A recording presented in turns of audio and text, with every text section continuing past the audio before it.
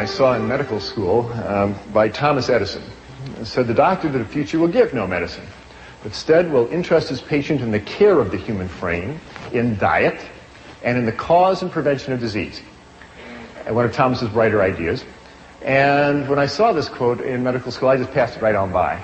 I went to the University of Illinois College of Medicine in Chicago, and I was so into becoming a real doctor, and real doctors do real doctor things. They deliver babies, they fix broken arms, they sew up lacerations. That's what real doctors do. And diet was boring stuff. And nutrition, yeah, you send them down to the dietitian, and they figure out a 2,000 calorie diet, and don't bother me. And that's how I practiced medicine for the first 8 or 10 years of my career. Well, I have soon, or late, come to realize how important what we eat really is in the creation and prevention of so many of the diseases that we see today. And I'll tell you how I came to those realizations. Now, the North American diet has changed. This is not going to be a technical lecture, but I did want to show you this one graph because there's some very significant lines here. The two top lines, the lavender line and the yellow line, are the amount of plant-based foods that are consumed in the United States and in Canada as well. And this is back in 1909. You can see we were eating a lot of grain products. We were eating almost 300 pounds of wheat and barley and other grain products, and almost 200 pounds of potatoes a year. Look what happened in the intervening 85 years. Our consumption of wheat and grain products have fallen to half of their 1909 level, and our potato consumption has fallen to half of their 1909 level. Look what happened to the amount of flesh foods that we are eating. The amount of milk we consume has more than doubled. Our beef consumption's gone up by 50%, and our chicken consumption's gone up by 280%. We are eating a tremendous amount of animal flesh, and we have essentially exchanged a plant-based diet for a meat-based diet. And the results have been just disastrous for both our health and the environment. Consider how much animal flesh most North Americans eat. In their lifetime, the average meat-eating American is going to eat 15 cows.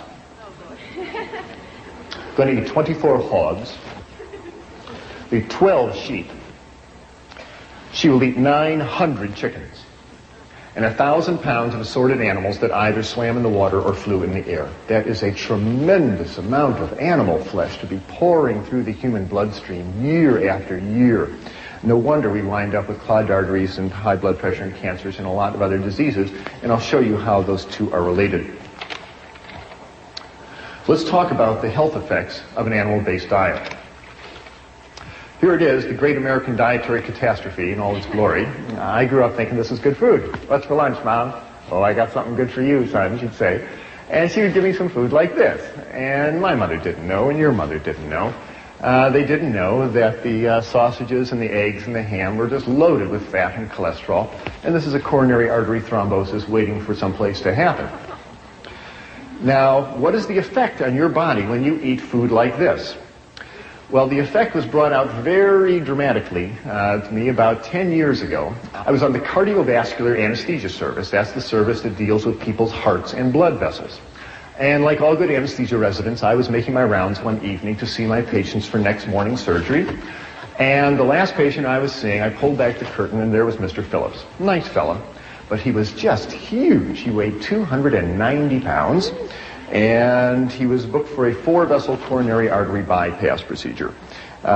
He weighed 290 pounds. 290 was also his systolic blood pressure. It was also his cholesterol level. It was also his blood sugar level. I called him Mr. 290. Nice guy, but really clogged up in his arteries. And because it was late at night, it was too late to call the blood drawing technician up to draw his blood test, I drew his preoperative blood work into a glass tube. And I put it out at the nurse's station, and later I came by to pick up the blood tube and take it down to the laboratory. And when I looked at the tube of blood, I couldn't believe my eyes. When you draw blood into a glass tube and let it sit there for an hour, it separates out into two parts, and the red clot settles to the bottom, and the liquid part of the blood, the serum, rises up to the top. Here you see two tubes of blood, and the tube on the left is normal serum, is normal blood. Here you see the dark red clot. And this golden yellow liquid, this is normal serum. This is what your blood is supposed to look like. But I looked at Mr. Phillips' tube, and it was just shocking. The serum floating in his tube was thick and greasy white. It looked like Elmer's glue. It stuck to the sides of the tube when I shook it. I went back into the room. I said, Mr. Phillips, did you eat before you came to the hospital? He said, yes. I said, what did you have? He said, I had a double cheeseburger and a milkshake. And when he said that, I realized what I was looking at was all the fat in the beef burger, and the butter fat, and the cheese, and the butter fat, and the ice cream, and the butter fat, and the milk had oozed out into his blood and turned his blood fatty. It's a well-known clinical phenomenon. It's called lipemia, and it happens every time you eat a fatty meal. You turn your blood fatty, and your blood stays this way for 4 hours until your liver can clear it out of the bloodstream. If you are like most North Americans and eat bacon and eggs for breakfast and a cheeseburger for lunch and fried chicken for dinner and ice cream for dessert, you're keeping your blood fatty all day. The stuff never clears out of the bloodstream. You keep your blood fatty for 40 years, 50 years, 60 years. What do you think is going to happen to the arteries carrying all that fat? I will show you what happens to the arteries carrying all that fat in a few minutes, but it's a disaster. There's a lot of fat in the North American diet, and it's hidden in most foods. You can see the fat around a T-bone steak, but most of the fat is in the muscle of the animal, and it's hidden in the dairy products. And most of the folks who present food to us don't want us to think about the fat, especially the fast food industry. They really don't want you to think about how much fat is in their burgers and hot dogs, except one chain of fast food restaurants in Los Angeles. There is one burger chain that is very forthright about the reality of the fat content of their diet, and they come right out and tell you clearly on their marquee about the product that they're selling.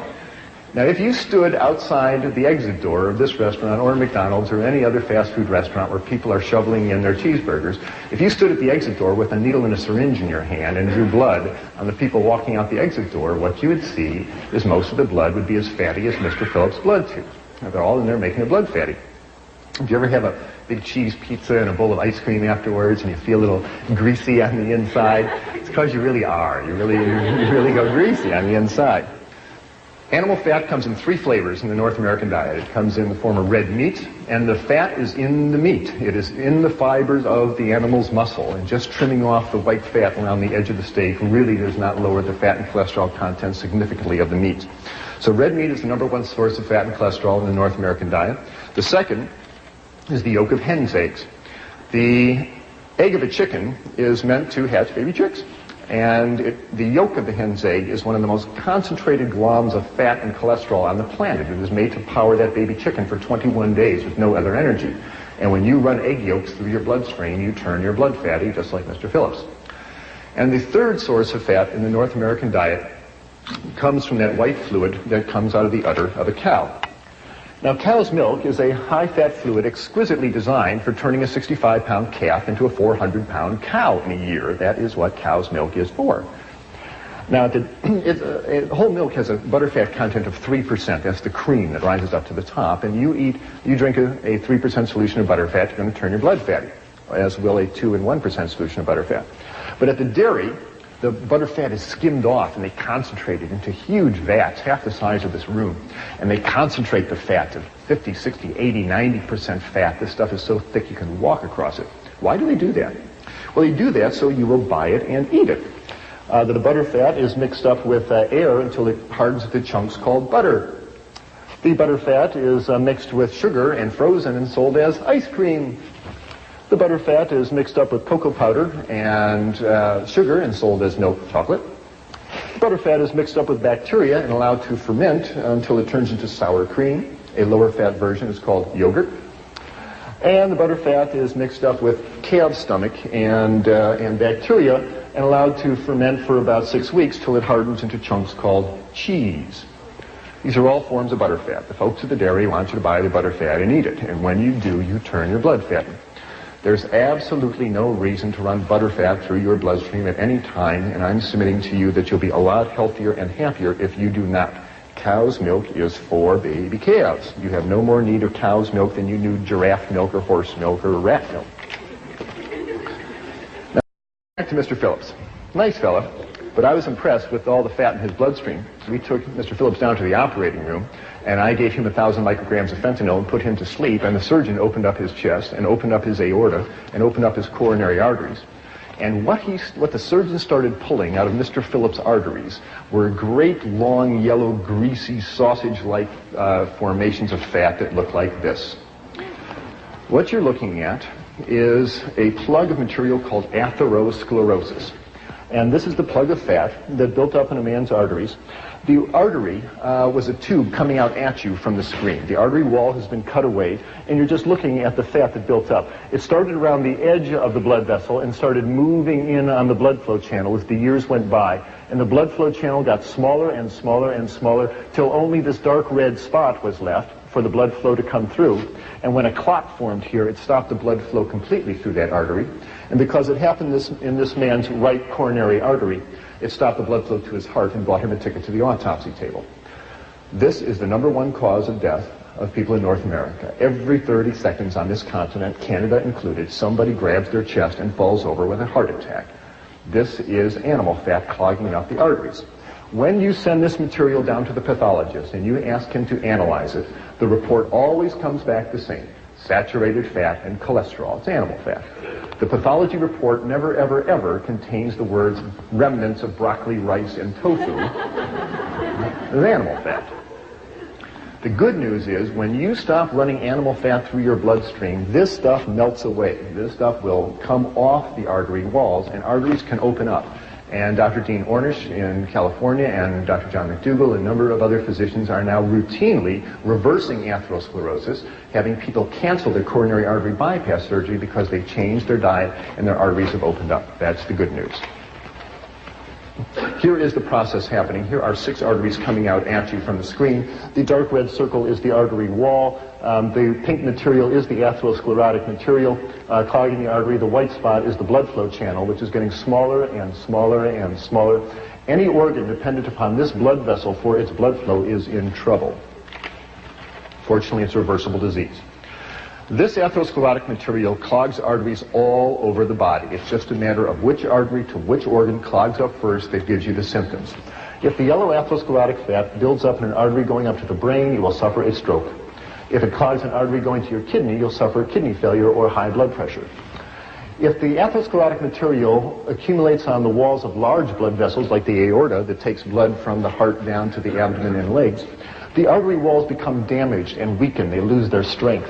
And the high pressure in the blood vessel causes the artery to balloon out, forming an aneurysm, which can then rupture, leading to emergency surgery or death.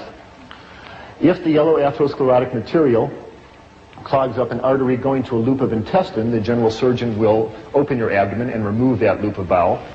If the atherosclerotic material clogs up an artery going to a toe or foot, you will watch that toe or foot turn dark and gangrenous, and you'll sign permission forms for amputation.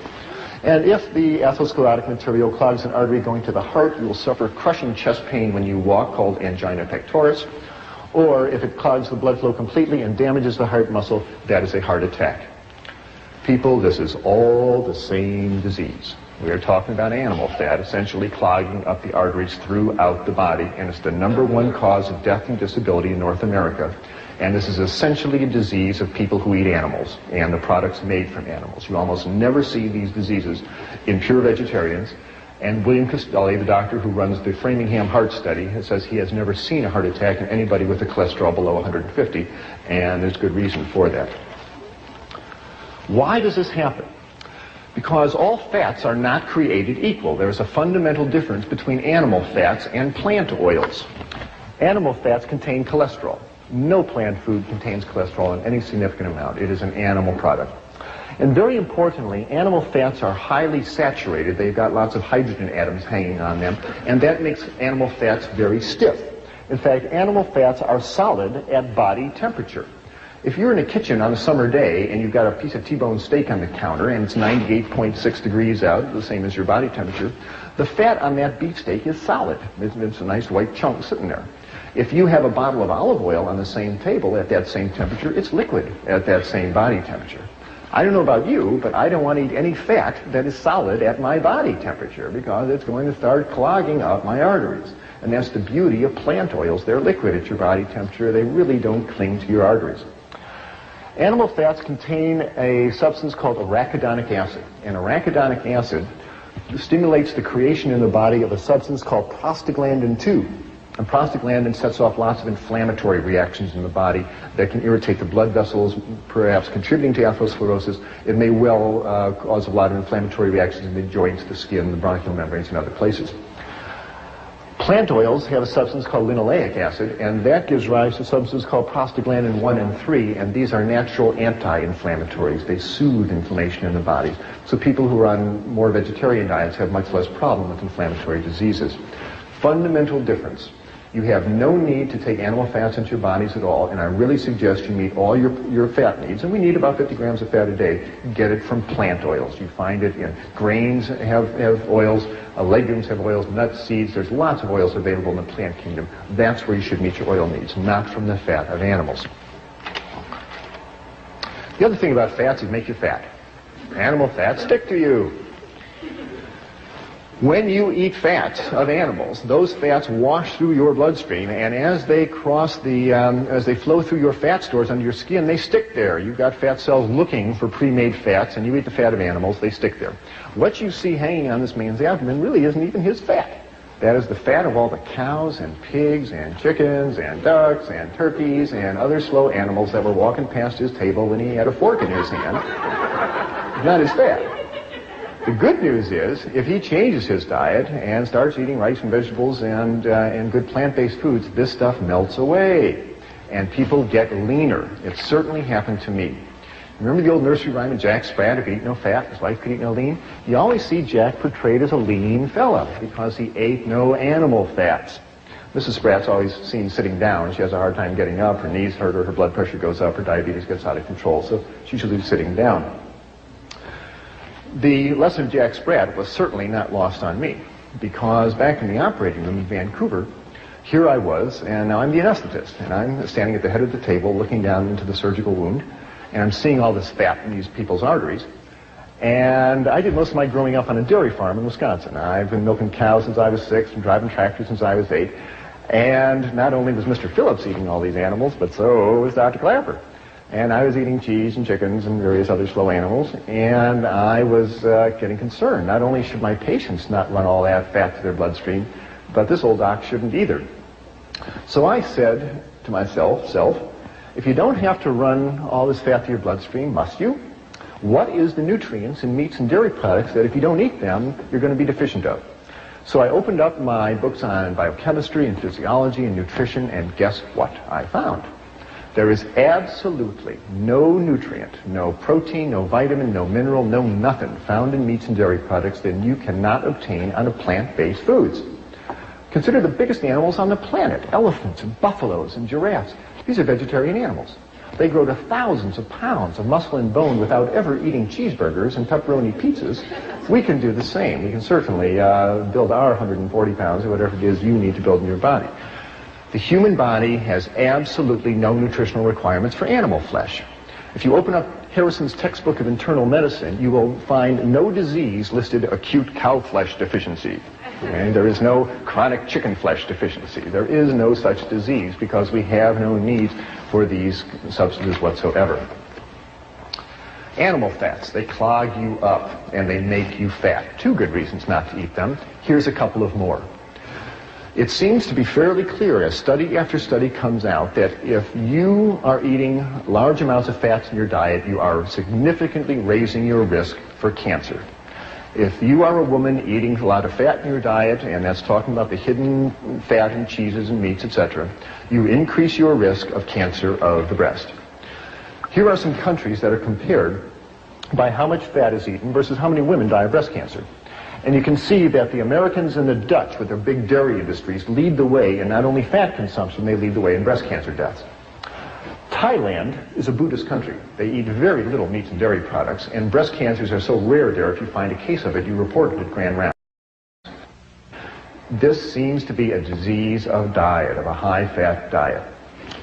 If I were a woman with breasts and I wanted to decrease my chances of getting breast cancer, I would get the fat out of my diet. And that includes excessive amounts of vegetable oil. You need a little bit of vegetable oil, but you don't want to slather 2 cups of corn oil over your spaghetti for any reason. Men are not spared the ravages of a high-fat diet either, because when a man eats lots of animal fats, those fats are turned into male hormones called androgens. And androgens stimulate the prostate gland to get big. In our society, when a man reaches 60 or 70 and his prostate gland gets big, his doctor puts his arm around the patient and says, "Well, George, that's just part of getting old. Your prostate gland's getting big." No, it's not. That's 70 years of running androgen through that prostate gland. No wonder that gland gets big, and prostate cancer is the number one killer of men. And if you compare countries of the world versus how much fat is eaten and how much men die of prostate cancer, sorts out just the same way. The more fat that is eaten in the country, the more the men die of prostate cancer. And again, it's a very rare disease in Thailand, where people eat rice and vegetables and traditional foods. So, animal fats. They clog you up, they make you fat, and they increase your risk for a number of types of cancers. There's 3 good reasons not to eat animal fats, and as I said, there's absolutely no reason to eat them ever. Now, I'm describing problems with eating animal flesh. They have too much fat, and that includes chicken and fish. Fish has a tremendous amount of fat and cholesterol in it, and chicken flesh is very fatty food. If you ever watch your mother make chicken soup, you ever see all that fat that rises up to the top there? Don't kid yourself that chicken is lean meat. It is not. There's just as much fat and cholesterol in chicken as there is in beef.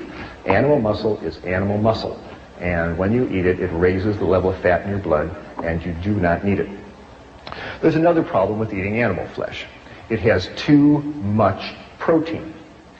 Now, when I was in medical school, I never heard the words too much protein. I thought the more protein, the better. Put them on a high-protein diet, make them strong. Tain't so. You better believe there's such a thing called too much protein, and most North Americans suffer from it. First of all, what is protein? Protein is the building block material that you use to make the hard structures of your body. Your fingernails are made of protein, your hair is made of protein, your bones are made of protein. It's the brick of our bodies, a solid substance. Now, you don't need very much protein during the day. You only need about 30 grams of protein a day. That's the weight of 10 pennies, okay? Imagine 10 pennies in your hand, that's how much protein you need. But look how much protein the typical North American consumes.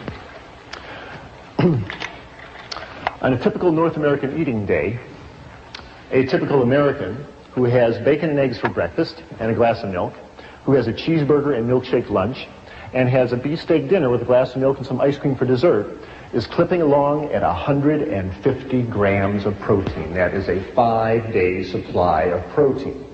That is too much protein. Why? Because your body can't store protein. You can store fat, you can store carbohydrates, you can't store protein. So what happens? Well, your liver starts breaking down that protein, and as it metabolizes it, it releases all sorts of toxic nitrogen-containing wastes like urea and ammonia and amino acid fragments. And these have a detrimental effect on the body, because as all these amino acid wastes go through your kidneys, it makes you lose calcium out of your urine. Why does that happen? Because there's fundamental differences between animal protein and plant protein. And I'm talking about the protein in meats and dairy products. Animal proteins contains amino acids that have sulfur, and sulfur makes extra acid in the body. And as acids wash through the bone, they dissolve calcium out of the bones. Plants have much less acid. Animal protein is very concentrated. The muscle of an animal is the most concentrated protein on the planet, and so there's a big bolt of protein that goes into your bloodstream as soon as you eat it. Plant protein is mixed up with fiber. When you eat whole grain rice or whole grain barley, it takes hours for that to be absorbed into your bloodstream. The absorption time is much, much slower. So the less acid nature of plant protein and its slower absorption rate means it's much gentler in the body, and it doesn't pull calcium out of your body. That's a very significant phenomenon. The phenomenon of protein pulling calcium out of your body is appropriately called protein-induced hypercalciuria, too much calcium going out in the urine. What I'm saying is, and it's well documented, when you eat a big bolt of animal protein, whether it be red meat or chicken or fish or even milk, the acid nature of the protein washes through the bones, dissolves the calcium, which then goes out in the urine. And what I'm telling you is that every time you eat a piece of chicken, every time you eat a piece of fish, ladies, for the next 3 or 4 hours, you urinate calcium out of your body down the toilet. And the investigators who've documented this many times clearly say that high protein diets cause a negative calcium balance, even in the presence of more than adequate dietary calcium. Even if you are taking calcium tablets and drinking milk, protein is such a potent yanker-outer of calcium out of your body that you will not be able to keep up with the calcium loss. Does that ring a bell with anybody? It did with the investigators. They said that osteoporosis, thin, crumbly bones that fracture easily, would seem to be an inevitable outcome of continued consumption of a high-protein diet. In our society, we are told that the cause of osteoporosis is not chewing up enough calcium tablets or not drinking enough cow's milk. And you're really told to believe this. There's a lot of medical evidence that says this just is not so. And this was clearly shown, I feel, in a study that was released by Cornell University recently, done by Dr. Colin Campbell, where they investigated thousands of people in the Republic of China.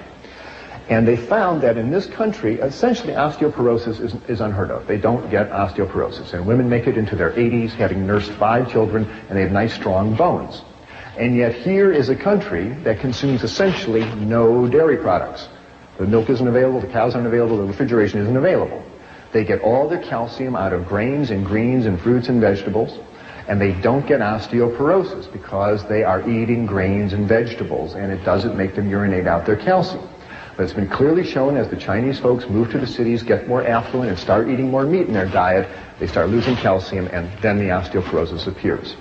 It's really becoming apparent that osteoporosis seems to be not so much a disease of calcium deficiency, it's a disease of protein excess.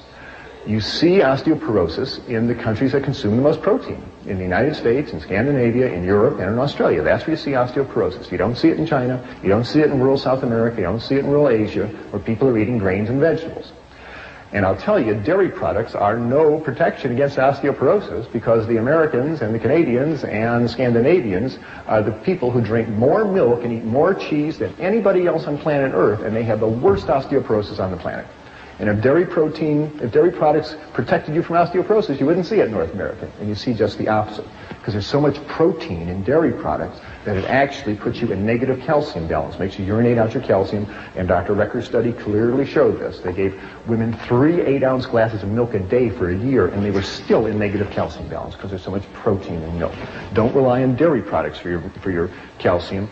Get it out of grains and greens and fruits and vegetables, but most important, hold on to your calcium by getting all that chicken and fish flesh out of your kidneys and out of your body and out of your bones. There's been studies comparing the bone density of vegetarian women versus meat-eating women, and clearly the vegetarian ladies hold on to their calcium better than the meat-eating women because they're not eating all that protein. The third problem with the North American diet, outside of having too much fat and too much protein, is that it has very little fiber in it. Plant fiber are the starches and sugars in plant foods that are not absorbed out of the intestine into the bloodstream. They stay in the intestine. They pass through the intestine. These plant fibers draw water into the intestine. They make for a nice soft fecal material, makes for nice normal bowel function. And very importantly, when meat is eaten, and the meat gets down to the colon, the large intestine, the bacteria in the large intestine break down the meat proteins and the bile acids that the liver secretes to digest them, breaks these substances down into cancer-causing substances, into carcinogens called benzopyrene and nitrosamine. And you smear these cancer-causing substances on the inside of your colon for 50 years, 60 years. What do you think is going to set off in there? President Reagan found out the hard way, as 60,000 North Americans do every year. They opened up his colon and found a big fungating cancer of the colon. This is essentially a disease of meat-eating people. You very rarely see this in vegetarian people because they're not smearing all that meat protein on the inside of their colon. Another good reason to consider eliminating animal products from your diet. You will substantially lower your risk of cancer of the colon. Numerous studies have now shown that. Why does all this happen? Good heavens, what a set of catastrophes to fall on you just because you want a cheeseburger for lunch. That doesn't seem fair, does it? Well, to me it seems pretty logical. Because our digestive system simply is not that of a mountain lion. We are not carnivores, no matter how you look at it. In fact, if you compare the digestive system of man to a mountain lion, and that of a true herbivore like a horse, you find we are far more like the herbivore than the carnivore. If you look at the mountain lion, you'll see that the jaw joint is an up and down vertical hinge. Jaws of your house cat and mountain lions open up and down like a trapdoor. They cannot chew from side to side if they wanted to because their jaw joint won't permit it. Horses, antelope on the other hand, have nice sliding jaw joints that permit them to chew in a rotary motion. And that works very nicely with their flat grinding molar teeth in the back of their lower jaw, which allows them to grind up grains and greens and grasses. That is exactly the same arrangement that you and I have. We have nice sliding jaw joints and flat grinding molar teeth. The back teeth of your house cat or a mountain lion are overlapping shearing fangs for tearing flesh. We really don't have carnivorous teeth. The stomach acid of a mountain lion is 20 times more concentrated than that of either a horse or a man, because mountain lions are digesting flesh, which is protein that needs a lot of acid. These animals are digesting carbohydrates that require a lot less acid to digest. And finally, the mark of the intestine is a very key differentiating point. Whoever designed the mountain lion seemed to know again that when meat sits in the colon, it breaks down into carcinogens. And those cats do not want that meat sitting in the bowel for very long. And on a mountain lion, the intestine is 12 feet and out. It's time to move that stuff right out. That's a mark of a carnivore. The herbivores have the opposite situation. Horses and antelopes and gazelles are chewing up plant fiber all day. Their enzymes need a long time to break down all the plant fiber. So it's in the herbivore's interest to have a great long intestine, and herbivores do, and so do we. If you were the size of a horse, your intestines would be 1.5 times the length of a horse's intestine. We have great long herbivorous intestines, not very much acid in the stomach, flat grinding molar teeth, and sliding jaw joints. We are way more designed like an herbivore than a carnivore.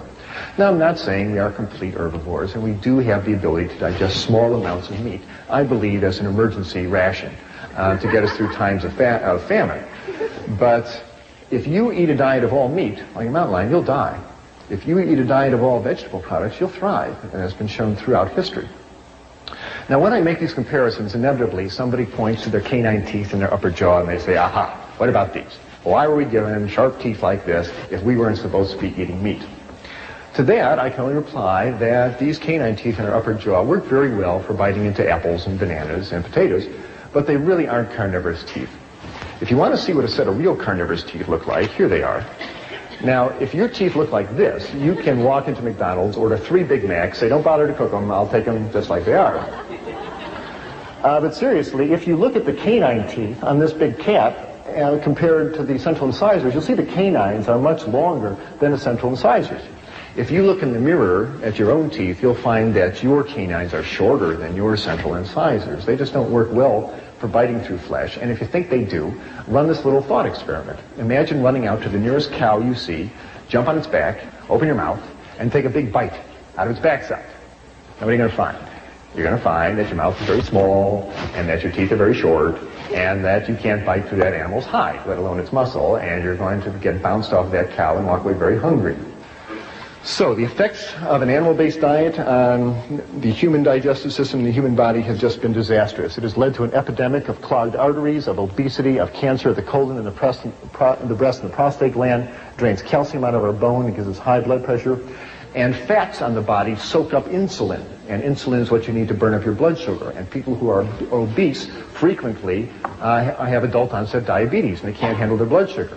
As people get leaner, their fat stores go down, that frees up their insulin, and many patients in my practice have their diabetes go away because they get nice and lean and they've got plenty of insulin that works. And this has been my experience in my medical practice. When I saw Mr. Phillips and all that fat in his blood, and I decided to change my diet, wonderful things happened. I learned how to make a couple of good breakfasts and lunches and dinners. And I took a walk every day, and something remarkable happened in my body. First of all, and most clearly, a 20-pound spare tire of fat around my waist, which I couldn't shake, even though I was running 5 miles a day. That spare tire in 6 weeks just melted right away, and I started waking up in a nice, lean, light body, and it felt great. My cholesterol level dropped down from 220 down to 140. My blood pressure, which had been 150 over 90, dropped down to 110/70, and it felt wonderful waking up in a nice, lean, light body every day. Well, with that, I knew that there was not only a change in my life, but there was a change in my medical career happening, because there I was learning to be an anesthesiologist, and I was literally spending my day putting people to sleep. And I felt that if I wanted to be a good physician and keep people out of hospitals, it was time to help them wake up. So I had 6 months left in my residency, but I went to the head of anesthesia and said, sir, as much as I enjoy anesthesia, I'm going back to general practice. And I did. And I moved down to Florida, and I opened up a little clinic. But this time I was smart. In the clinic, I put in a little kitchen, because you just can't tell what people not to eat. You got to say, here's what you eat. And I had a vegetarian chef come in, And we showed people twice a week how to cook grains and make salad dressings, and we showed them breakfasts and lunches and dinners. And those people who could eat in that delicious style, and it's delicious, and take a walk every day, noticed the same wonderful changes I did. I'd have them come in the office and step on the scale and get their blood pressure checked.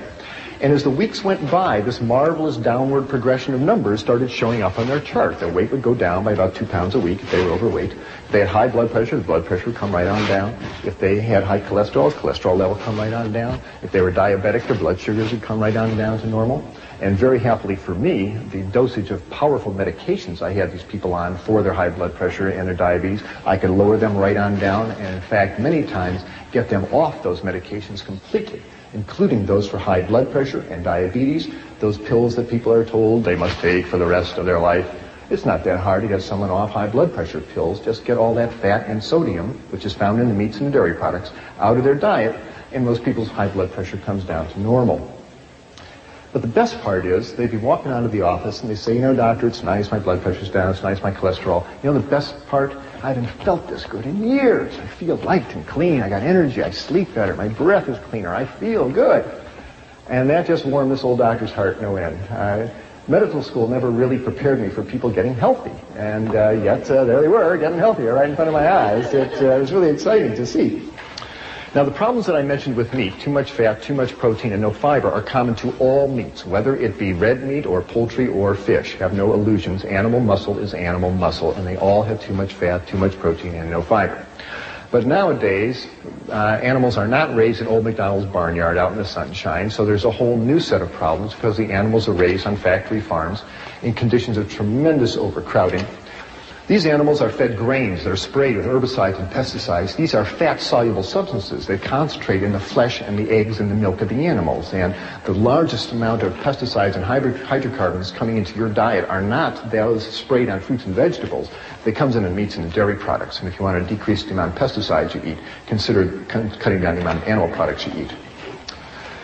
The animals in factory farm systems are fed tremendous amounts of antibiotics. When you feed antibiotics to animals, they grow bigger and they are less prone to infection. And half the antibiotics made in the United States, 30 million pounds of them a year, are fed to animals in their feed. Well, what happens when you feed an animal a potent antibiotic like lincomycin, tetracycline, sulfonamides, ampicillin? What happens?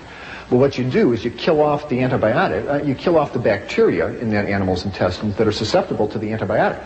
What do you leave behind? The roughest, toughest antibiotic-resistant bacteria going. And they have names like Salmonella, Shigella, Clostridia. You eat an underdone piece of chicken or burger with Salmonella bacteria on it, you're going to be very sorry. It rips up the lining of your intestine, gives you a bloody diarrhea. If you're an adult, it'll put you in the hospital with an intravenous going. And if you're a child, it'll dehydrate you and kill you. On this continent, over 4 million people every year get sick with salmonella food poisoning, largely from eating poultry and meat. The chicken carcasses are brought into the kitchen and slopped around all over the cutting board, and it contaminates the utensils in the kitchen. And it's becoming a worrisome problem of major, major proportions. Antibiotics can lead to tainted meat. You bet they can, and more people are getting concerned about it. You don't have to give antibiotics to broccoli.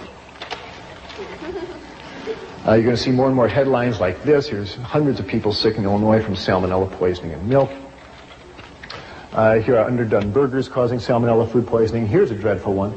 400,000 hens and 1 million eggs poisoned with polychlorinated biphenyls. This is an industrial chemical in electrical transformers that, when it's discarded from industry, winds up in the rivers and into the oceans and into the fish, and accumulates in the fish flesh.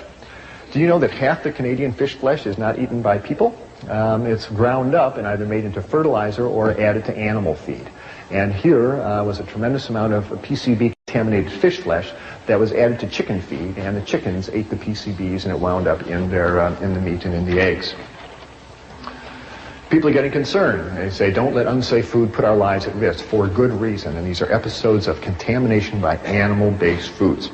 And so many of your friends who during the year get the flu, it isn't the flu, it's salmonella poisoning. The media has been fairly responsible in trying to educate us about the realities of the dangers of our high-fat diet. I'm very appreciative. It brings you to the same position that was reached by Gregorio Natividad, who is a meat inspector in Los Angeles, who worked there for 23 years. And he said, based on my experience in Los Angeles, my advice to the public is not to eat meat. There's a meat inspector watching it for 23 years. Maybe he knows something we should pay attention to. Here's another reason why I should consider changing our diet. Our kids are eating a lot of fat, and it is hurting them. Our children in North America are fatter than ever before, and their cholesterol levels are higher than ever before, and we are seeing heart attacks in younger and younger people. Don't kid yourself. A heart attack is not something that falls out of a tree on you at age 50. This stuff builds up in your arteries from childhood. And every year on this continent, 1,000 teenagers suffer strokes. 1,000 teenagers a year suffer a stroke. John McDougall is one of them, by the way. We are seeing fat-related disasters haunt our children. And researchers at Louisiana State University clearly say we should decrease the amount of fat we are feeding our kids. Here's USA Today announcing that study, recommending we lower the fat contents of our children's food. We are working actively to work in the schools to help get fat-free entrees onto the cafeteria line. High blood pressure, nasty disease, and it leads to strokes and heart attacks and kidney failure. Why do people get high blood pressure? Well, one way to view it is to consider the analogy of a garden hose. If you have a garden hose with a certain diameter and you have water flowing through it, there's going to be a certain pressure in that hose. What if you wanted to raise the pressure in the garden hose? Well, there's two ways to do it. One is to make the hose narrower. That will raise the pressure. The other thing to do is put more water through the hose. And that'll raise the pressure. Well, that's exactly what happens in our arteries. As we eat the standard North American diet and that fat builds up in the arteries become narrower, and so that raises the pressure. And when you eat sodium, as in table salt, sodium makes you retain water in order to dilute it out. And the more sodium you eat, the more water you pump around, and that's going to raise the pressure in your pipes. Guess where most of the sodium is found in the North American diet? In meats and dairy products. Sodium is in the muscle of all animals. All meat has sodium. Chicken, fish, meat, it's in the muscle of the animal. And the second place that sodium is found is in cow's milk. That mother cow wants to give her baby calf lots of sodium because it's expanding its blood vessel as a growing calf should. And by far, meats and dairy products have more sodium than any other substance in our diet. And if you really want to decrease your sodium content, decrease the meats and dairy products. And I tell you, people, if you are being treated for high blood pressure and you are still eating cheese and eating chicken, you are kidding yourself. And no wonder the doctor is going to raise your amount of diuretics and Aldomet and all those other medications. If you really want to open up your arteries and decrease your sodium content, stop eating all that cheese and milk and animal products, and you'll find your high blood pressure takes care of itself. I want to be too simplistic about it. There are other severe causes of high blood pressure. It's a complicated disease. It's not the only cause of it. There are kidney reasons. There are other reasons, and you should work with your physician. Now, tell them you're changing your diet, and you don't stop those medications by yourself. You work with them. But if you stay in communication with a physician, it is possible, changing your diet, to taper down those medications. And I've found numerous times the doctor better taper down those medications because as people change their diet, reduce the fat and salt, the potent medications we have them on become too strong, and people start passing out when they stand up. It's important that the doctor tapers down the medication. So tell him or her that you're reducing your sodium content and work with them. You'll often be able to get off your medications or at least substantially reduce them. Premenstrual syndrome, PMS. Whoever thought that had anything to do with diet? Certainly does. When a woman eats animal fats, again, that substance prostaglandin 2 is released in her body, and prostaglandin 2 makes the uterus constrict, it makes her retain fluid, it makes her get irritable. Premenstrual syndrome. I can't tell you how many women in my practice, when they've eliminated the meats and dairy products for other reasons, for blood pressure reasons or obesity reasons, a few months later they're walking out of the office and say, you know something, by the way, my PMS went away. My last 3 periods haven't bothered me at all. Isn't that amazing, doctor? No, it's not amazing. The lady stopped running fat through her bloodstream and changed her prostaglandin balance, and her body's a lot happier. These conditions that I'm telling you improve with a vegetarian diet. I'm not trying to say it's a panacea. I think the opposite situation exists. Why do we have all these diseases? I think it's analogous to pulling into a gasoline station with your car, and instead of pulling up to the gas tank and putting a gas pump and putting gasoline in your car, you pull up to the diesel pump and you put diesel fuel in your tank, which is kerosene. Now, kerosene is too oily. And what happens? You drive away and there's black smoke coming out the tailpipe and there's crud building up on the spark plugs and the engine runs rough and it stops.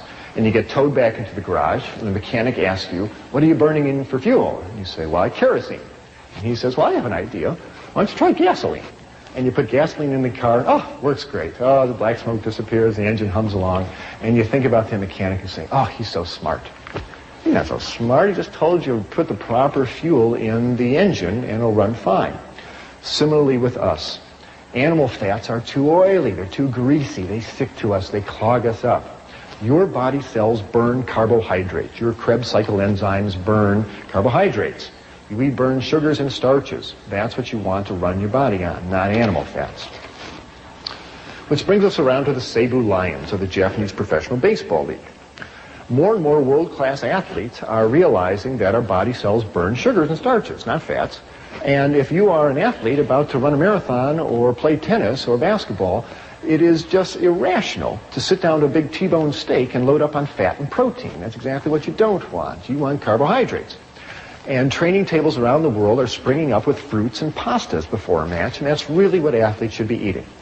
Seibu Lions finished in last place in their league in 1981. Their coach put them on a vegetarian diet. The next year they came up, beat everybody in the league, and took the league championship 2 years in a row. There are now vegetarian weightlifters, and Andres Cowling, Mr. Universe down in California, is a vegetarian.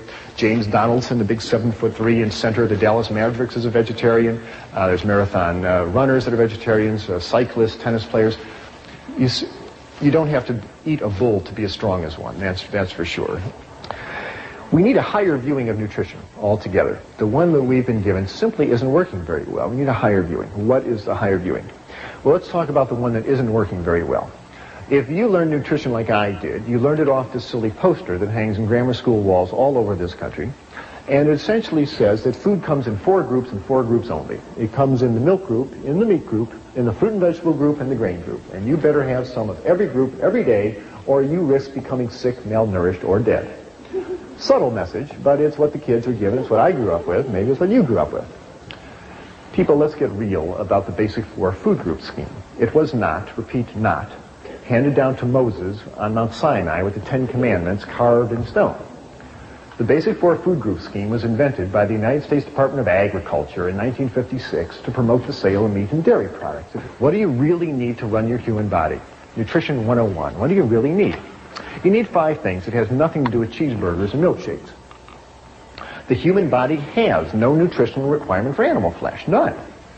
And it functions superbly on a balanced, varied diet of plant-based foods. 5 things you require. Protein, water, vitamins, minerals, and energy. That's what you require. You need a little bit of protein, 30 grams a day. It abounds in grains and legumes and fruits and vegetables. That's no problem getting enough protein. You need 2 quarts of water every day. That's found in the water you drink, the juices you drink, the fruit and vegetables that you eat. That's no problem. You need vitamins and minerals. They are found in green and yellow vegetables. Have a nice salad every day, a couple of carrots. You get all the vitamins that you need and all the minerals. We'll talk about vitamin B12 in a minute. Even that comes from plant-based foods. And you need energy to fire your muscles and make your nerves work. But energy is found in the sugars and starches that are found in fruits and vegetables and starches, and oils that are found in whole grains and avocados and vegetable oils. There's plenty of energy available. That's all you need. Protein, water, vitamins, minerals, and energy, and a little bit of fiber to keep the intestines working normally, but that's an automatic if you're eating whole grains and fruits and vegetables. That's all you need to run your human body, and all of these are found in plant-based foods. You never have to eat an animal if you don't want to. Well, where are you going to get your protein? Perennial question posed to vegetarians. The same place that elephants and buffaloes and giraffes get their protein, you get out of plant-based food. Grains are loaded with protein. In your diet every day, you need 5% of your calories as protein. Grains are 10% protein. So all the breads that you eat, the dinner grains, rice and barley and millet, have lots of protein. The pastas that are made from whole grains, lots of protein. Legumes, anything that grows in a pod is a legume. Beans, peas, chickpeas, lentils, 25% protein, loaded with protein. Green vegetables. No one ever told me broccoli has lots of protein. It sure does. 15% protein in green vegetables. Nuts are a nice source of protein. People say, oh, I don't want to eat nuts, it makes you fat. Not if you're not running butter, fat, and cheese and egg yolks through your bloodstream. Have a handful of almonds. It's not going to hurt you, and you can use the calcium and the protein for good advantage. Sprouts are a nice source of protein. So are seeds, sunflower seeds, sesame seeds, pumpkin seeds. Lots of protein available. You cannot consume a calorically adequate 2,000 calorie diet made up of grains and legumes and green vegetables, nuts, sprouts, and seeds without guaranteeing yourself 50 grams of high-grade protein. It's in the plant foods. And you don't have to combine grains with legumes. That whole wise tale that they're incomplete proteins is a myth. All plant proteins are complete in and of themselves. Grains are complete protein, beans are complete protein, greens, well, they're all complete. If you want to combine them, that's nice, but have no protein neurosis that if you don't put tofu spread on your whole wheat bread, that is a waste of time. They're all complete proteins all by themselves. And protein from plant foods do not yank the calcium out of your body the way protein from animal foods do. Where are you going to get your calcium? If you're not drinking milk, get your calcium from the same place cows get their calcium. I mean, think about it. Cows don't drink milk. Where do they get the calcium? They get it from green plants. All green plants have calcium in it, and all the broccoli and collards and kale that you eat. Nuts have calcium, seeds, grains. Calcium's in all plant foods. It's easy to get enough calcium, and again, the important thing is that if you're not eating all this concentrated protein in the chicken and the fish, you'll hold on to your calcium and you'll avoid osteoporosis. By the way, the ethnic group with the worst osteoporosis on the planet are the Eskimos. Who eat all that fish. They wind up urinating out the calcium. They dug up an Eskimo skeleton of a lady who died 500 years ago in the ice. She had terrible osteoporosis. So what in the world do you eat? Good heavens, he's taken fish away from us and cheese away from us. What is there left to eat? Well, I really think we ought to be basing our diet on grains. Here is a cross-section of a kernel of wheat, but all grains, barley, oats, millet, rye, they're all basically built the same way. Here is the new young wheat plant, and this is the germ, and it's rich in protein and vitamins and minerals and oils, and it's a great source of protein and minerals for us. Here is the starch, the carbohydrate that fuels the little plant. It fuels us just beautifully as well. And all this is wrapped in a layer of bran, the fiber, and it is an excellent package of nutrition for us.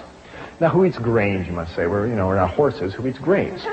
Well, we do. All the whole grain bread that you're eating has lots of nice protein and fiber in it. And you can have 4 slices of this a day. You will not get fat. It's just carbohydrates and water and fiber, and you'll either burn it or pass it out. I hope nobody is eating white Kleenex bread anymore. If you're going to be eating whole grain bread, get the benefits of all the bran and the protein and the fiber as well. Cereals, nice source of whole grain goodness, and there's lots of good whole grain cereals available in the supermarket these days. This material is called tofu yogurt. I'll tell you about tofu yogurt in a minute.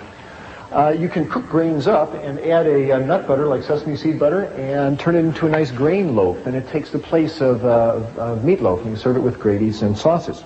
You can take this same grain mixture and mix it up into burger patties and make grain burgers, and it takes the place of hamburgers, and you serve it on a bun with lettuce and tomatoes and sprouts. One nice thing to do is one morning in your kitchen, make up about 50 of these, wrap them in wax paper, and put them in your freezer. Now you got a whole freezer full of burgers. You come time for lunch, whip out a couple, put them in the toaster oven, heat them up, and you got an instant lunch. You don't have to slave over a vegetarian banquet every time. Use your freezer. These foods last a long time. Pastas are a nice source of grain goodness. There's lots of whole grain pastas, corn pastas, oat pastas available these days. Grains can be added to soups. You have vegetable rice soup, bean and barley soup. Wonderful place to get grain goodness into your diet. And a big bowl of this kind of soup and a hunk of dark bread makes a wonderful, nutritious lunch with no cholesterol. Corn is a nice grain. Enjoy it often. Rice is a nice grain. It fuels half the people on the planet tonight. Legumes, wonderful source of protein. 3 tablespoons of this bean salad will give you as much protein as a chicken dinner, but it won't yank calcium out of your bones the way chicken flesh does. The bean family is huge. Lima beans, zucchini beans, navy beans, great northern beans, lots of beans. People say, well, I want to eat beans. Well, they give me gas. The way around that, by the way, is to realize that most of the gas problem comes from a sugar on the surface of the bean called hemicellulose. And hemicellulose is soluble in water. So, if you're going to be making bean soup or bean chili, the night before, take the beans, put them in a pot, cover it with water, and let them soak overnight. The next morning, spill off the soaking water, rinse the beans a couple times, and you'll get rid of most of that hemicellulose and stay a lot more socially acceptable to your friends. Lentils, nice source of protein. Soak them, season them, enjoy them. Probably the legume protein that's consumed most by vegetarians is soy protein in the form of tofu. Tofu is found at all supermarkets these days. You buy it with it's dated, like milk, and you buy the tofu with the date furthest in the future, so it's the freshest tofu. Take it home, open the package, spill off the soaking water, take the block of tofu, put it in a bowl, cover it with water, and you store it in your fridge underwater. Every morning just change the tofu water, and it'll keep for a while, but it shouldn't keep that long in your fridge. You ought to use it. Now, some people say, I tried tofu once, yuck, it's bland and yucky, it doesn't taste good. Well, that's because tofu is a raw ingredient. Pastry flour doesn't taste great either until you do something with it. You got to make it into cookies and cakes. Same thing with tofu. What do you do with it? Well, lots of things. It's a great meat substitute. It's a great transition food, even though it's a processed food. You can cube it up and put it in your stir-fried vegetables, and it takes the place of meat. We've got protein here. There's soy protein in the tofu, green vegetable protein in the broccoli, nut protein in the walnuts. There's lots of protein. Serve this over rice and noodles, and you'll get easily the protein that you would out of a meat meal, but without the calcium-losing effect of all that animal protein. Tofu can be cubed up and added to salads. It takes up the place of, the salad dressing and enhances the flavor of the salad. You can scramble tofu. You can mash it up and add a yellow spice called turmeric and some sesame seed butter, and you put it in your skillet, and it turns into a beautiful scrambled egg substitute that can be served over toast. You can mash up tofu and brown it and turn it into spaghetti and tofu balls. You can make tofu cream pie, tofu cheesecake. This is not a diet of deprivation, let me tell you, by a long shot.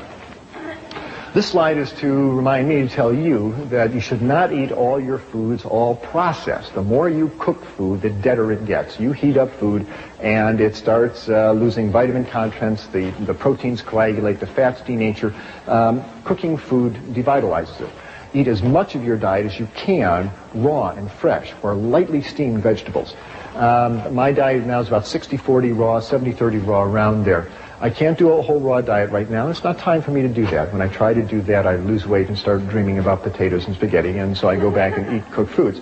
But when I eat all cooked foods, I'm loggy and heavy, and that doesn't feel good either. So think about moving your diet more towards uncooked foods. Vegetables, again, should be lightly steamed or just a quick stir fry and a walk and out. Don't deep fry anything. Keep that food as fresh and vital as you can. I'm here to help dispel illusions.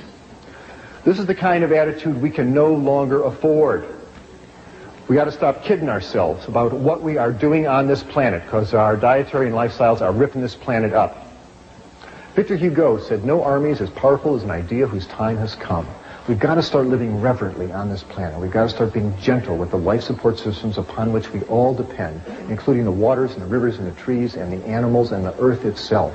And changing our diet, along with controlling our population and getting clean energy supplies, controlling our diet is absolutely key. You have that power every time you're in the supermarket or the restaurant. People say, think globally, act locally. There's nothing more local than your dinner plate. And you have the power to make yourself healthier and the planet. If I had to summarize this lecture in a single sentence, it's this. The single most effective thing anybody can do in order to make themselves personally healthier and make this ecosystem more stable and life-preserving is to reduce or eliminate the animal flesh in your diet. It is the single most effective thing that you can do. If we will do that, we will not only ensure a better future for us all, but we will redefine the relationship we have with every creature on this planet. If you want to know more about transitioning to a healthier diet, please stay tuned for information on available support materials.